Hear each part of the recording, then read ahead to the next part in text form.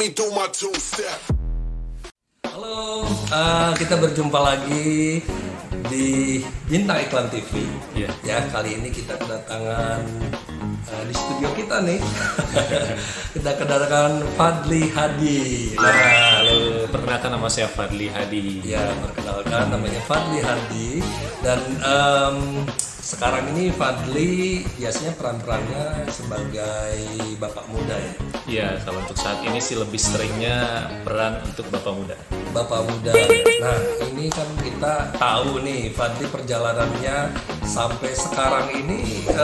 Saya lihat Fadli Hadi ini udah masuk di jajaran yang bapak muda yang sangat diperhitungkan loh.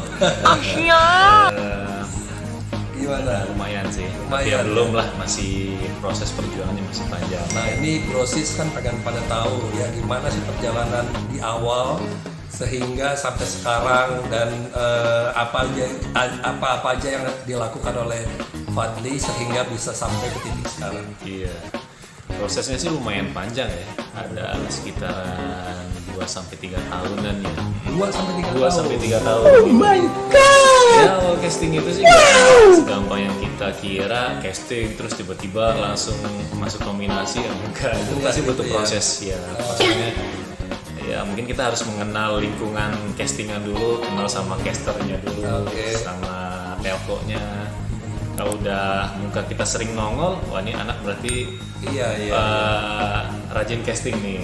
Dan mereka mungkin mempertimbangkan untuk di filenya untuk diajukan. Iya juga. Oh ya dulu waktu dulu basicnya untuk menjadi bintang iklan ini kan apakah memang otodidak ataukah gimana Awal-awalnya sih ikut-ikut temen, mereka ngajakin buat casting, itu namanya kan autodidak, jadi belum belajar sama sekali. Tapi ya karena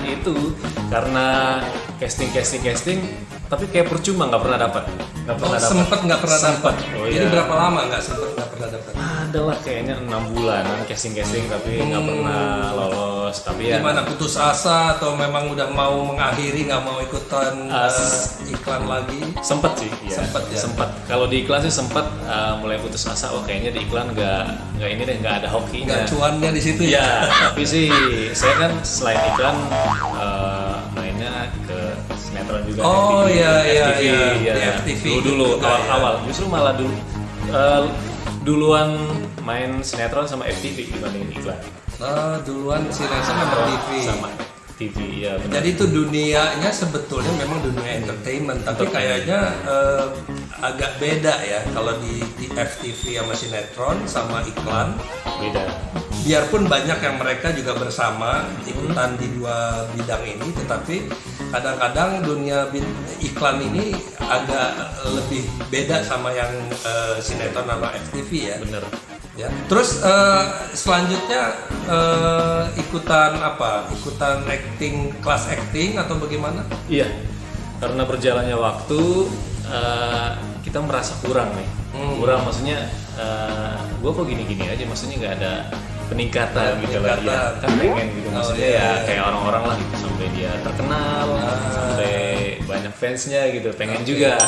Nah di situ mulai nyari-nyari gimana caranya. Jadi adalah temen iklan juga, teman-teman casting, dan dia udah banyak iklannya. Oh, iya? Dia iklannya pokoknya udah merajai iklan. Sebutin namanya dong. Nggak usah kali. Nggak usah ya? Iya, nggak usah. Paling ntar aja di video berikutnya iya. Bapak Ferry undang kali dianya. Oh iya, oke, boleh. Pasti dia Ya. mau juga, ya. Terus Bro Ferry, jangan Bro Ferry, iya, biar Bro Ferry, lebih muda boleh. ya. Biar kelihatan lebih muda. Terus ya nanya-nanya tipsnya gimana sih supaya bisa lolos di iklan. Ya biar bisa kayak dia gitu loh gitu. Nah, salah satunya dia ngajurin lo gimana, maksudnya actingnya udah oke belum? Terus lo karakternya udah pas belum? Ya. Ya tapi itu perlu sekali nggak sih harus ikutan acting class untuk masuk di dunia iklan, ataukah memang kita natural aja? Sebenarnya sih apalagi kalau buat orang yang benar-benar pemula ya, belum ngerasain sama sekali dunia entertain, baik itu FTV, sinetron atau iklan, Itu sih biar dia nggak canggung, biar nggak kebingungan. Ya salah satu solusinya harus cari-cari dulu deh kelas acting. Maksudnya nggak harus kuliah ya, tapi kursusnya nggak lama-lama. Iya. Ada yang 10 kali pertemuan, ada yang 20 kali pertemuan. Oh gitu. Perlu banget tuh pokoknya. Jadi Bro Fadli sudah ikutan di kelas acting ya? Iya. Oh iya, Ada. itu gimana pengalamannya? Bisa di-share di sini? Ya, setelah apa namanya? Setelah masuk ke kelas acting, ya perubahannya banyak sih. Banyak perubahannya selain kita lebih menjiwai peran, terus kita lebih relax. Oh, lebih rileks. Iya, lebih rileks. Tanda kutip ya. Tanda kutip ya, pokoknya semuanya berubah. Oke. Di awal yang cuma otodidak, Oke. setelah kelas acting itu semuanya berubah. Berubah. Pokoknya banyak perubahannya lah. Di situ kan kita banyak belajar yang namanya menjiwai peran, natural, maksudnya Diajarinnya apa aja gitu? apa aja ya, semuanya apa aja? lengkap semua. Ya selain belajar acting, sebelumnya kan kita diajarin dasarnya dulu. Dasarnya mungkin Seperti apa? olah pernapasan, Pernapasan. terus artikulasi, itu penting Artikulasi banget ya. Kita kadang-kadang kalau ngomong gini suka kelibet gitu ya. Iya belibet gitu. Kalau babak gitu. Itu nggak boleh, apalagi ya kalau main film ya, film itu kan Film. harus benar-benar artikulasi cara ngomongnya itu. Jadi artikulasi itu seperti ngucapin A, I, U, A, I, E, U, O. E, O, ya. Dan Kalau ada olah ini juga dong. olah vokal. Vokal. Olah vokal. Jadi mukanya itu benar-benar di apa namanya? Di giniin ya. Ah, A, ya, I, U, adalah. E, O gitu. Kalau- Ya, itu latihan AIU di ya, awal. itu yang dasar. Kalau kita beba, bebi, bebo, beca, beci, becu, beco sampai selanjutnya gitu. Ya. Dan suaranya juga harus vokalnya harus dikeluarin. Pokoknya banyak sih pelajaran dasar, Oke. dasarnya. Setelah itu diajarin apa lagi? Setelah itu olah tubuh. Kan banyak kan anak baru karena dia sebenarnya sih kakunya itu karena dia itu apa ya? Karena baru ngerasain, iya. baru nyoba, timbul rasa takut. Rasa takut. Jadi Iya, akhirnya iya. kaku. Makanya kita pas waktu sekolah acting diajarin olah tubuh. Olah Jadi tubuh, ya. supaya tubuhnya ini waktu disuruh acting nggak kaku, cuman dia kayak patung gitu. Jadi di situ belajar juga olah tubuh. Oke. Olah tubuh. Terus berikutnya kita belajar. Nah, ini yang paling sulit tuh kadang-kadang banyak teman-teman juga yang sudah lama di dunia iklan atau film itu kalau dikasih teks ya, suruh dialog gitu.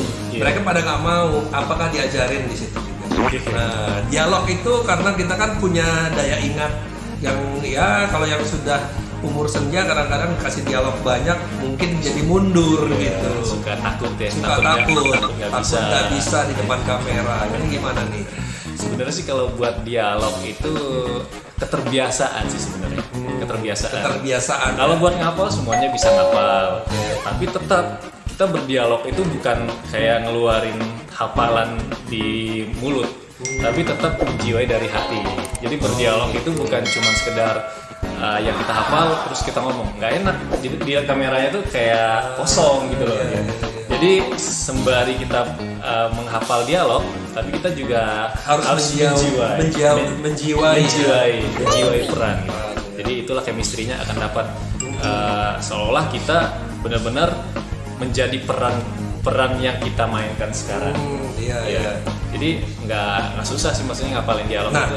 kalau di FTV itu kan kadang-kadang kita datang gitu ya, apalagi yang baru-baru ya, biasanya mereka tuh atau di sinetron ya, biasanya kan mereka tidak siap dengan skrip ya, dan kita udah harus dapat skrip itu mungkin hitungan 30 menit kita udah harus masuk ke onset ya, langsung, iya. dan kita udah harus menghafal apa yang kita ini. Ada nggak kiat-kiatnya supaya kita juga bisa langsung siap ya, Langsung siap ya. jadi tidak grogi, karena kan kita kebanyakan pada waktu kita mau ke lokasi, kita tuh udah pasti ngafal dulu di rumah gitu. Di rumah, ya. Nah kalau ini kan 30 menit, bayangkan nanti dapat skrip yang 2 lembar.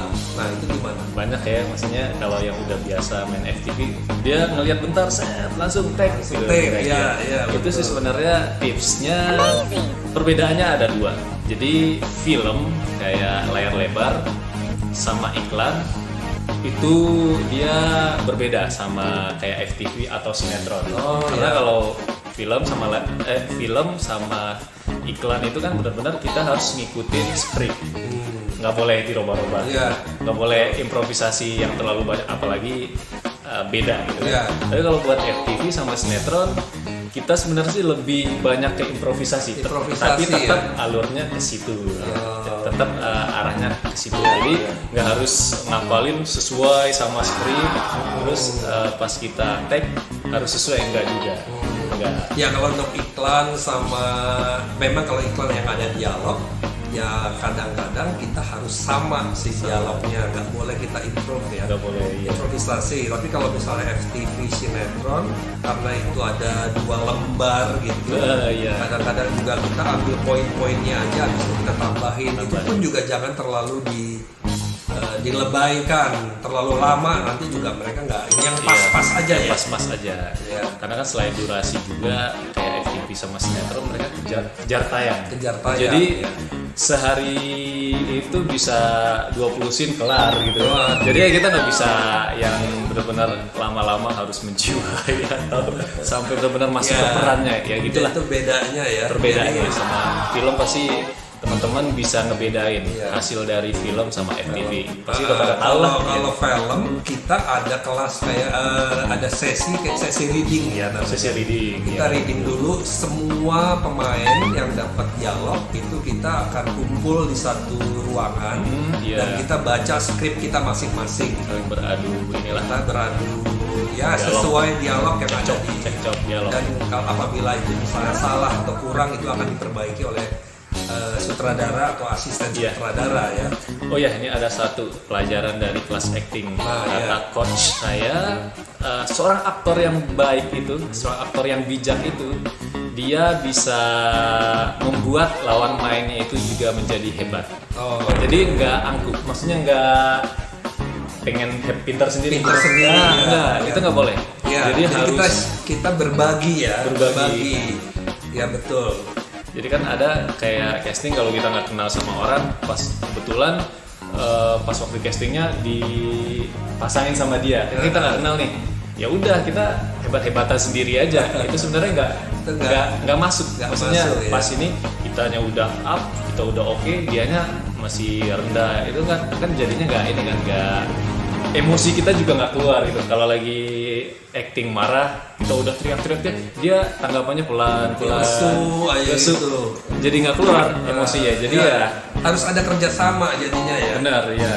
Memang benar sih. Kadang-kadang sebetulnya sebagai aktor yang baik ya kita harus mengetahui lawan kita seperti apa, dan kita harus merangkul. Memang kadang-kadang gini, di lokasi itu ya saya juga pernah ngalamin, karena memang waktu awal-awal saya masih baru, ada yang sudah lama karena mereka udah sering dan waktunya juga mereka juga tidak mau buang-buang waktu.